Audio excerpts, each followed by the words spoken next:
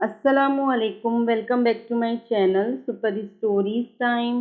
नए आने वाले मेरे चैनल को सब्सक्राइब करें और बेल आइकन को प्रेस करना ना भूलें। तो आज मैं लाई हूँ प्यारे से बच्चों के लिए एक प्यारी सी कहानी, गधे के सर पर सींग। पुराने ज़माने में कुछ जानवरों ने एक जलसा किया और तय किया कि वो दूसरे जानवरों से अलग होकर अपनी सरकार बनाएंगे। इस जलसे में गधा, शेर, हाथी और खरगोश पेश पेश थे। उन्होंने अपनी एक छोटी सी फौज बना दी। इस फौज का कमांडर एक गधे को बनाया गया। वो बहुत अक्लमंद समझा जाता था, इसलिए हाथी या गेंडे की बजाय उसे सरदारी दी गई। इस गधे की खास बात ये थी कि इस पर सर पर कान से ऊपर नोकीले सींग लगे हुए थे। जंगल के तमाम जानवर गधे के नोकीले सींगों से डरते थे। गधा शहर के बहुत सारे काम करता था। इसके शिकार किए हुए जानवरों का भारी बोझ उठाकर इसके घर पहुंचाया करता था। शेर इससे बहुत खुश रहता था, जिसकी वजह से सारे जानवरों पर इसका रौब था। लेकिन इन जानवरों में जर्राफा ऐसा था जो गधे को खातिर में नहीं लाता था।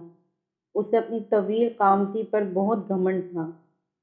जब गधे को जंगल की फौज का कमांडर बनाया गया तो जर्राफे को बहुत सदमा हुआ और वो इससे और ज़्यादा खार खाने लगा। दूसरी तरफ गधा भी इससे नफरत करता था, लेकिन इसके लंबे कद की वजह से इससे दूर रहता था। दोनों की दुश्मनी खुलकर सामने नहीं आई थी, लेकिन खामोशी से एक दूसरे को नुकसान पहुंचाने के मंसूबे बनाते रहते। गधे की एक खसूसियत ये भी थी कि वो दूसरे जानवरों की बनिस्बत पढ़ा लिखा था। सुबह सवेरे जानवरों को परेड कराने के बाद उन्हें पढ़ाने बैठ जाता।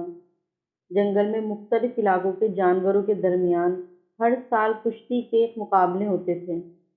इस मर्तबा शेर से इजाज़त लेकर गधे ने भी अपनी टीम मैदान में उतार दी। 3 टीमों के दरमियान मुकाबला हुआ। गधे की टीम दूसरे नंबर पर आ गई।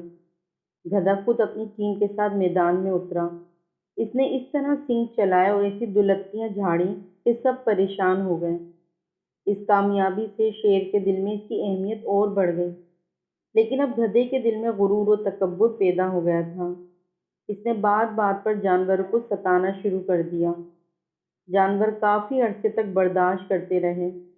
आखिर इनकी तरफ से जराफा शिकायत लेकर बादशाह के पास पहुंचा।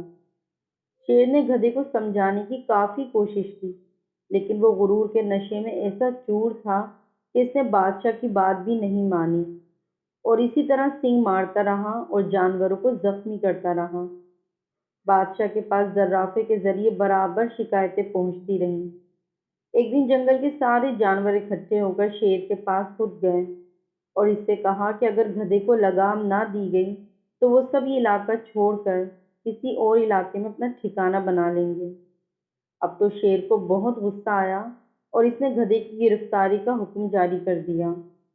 गधे को गिरफ्तार करके शेर के सामने पेश किया गया। इसने हुक्म दिया कि गधे के सींग जड़ से काट दिए जाएं।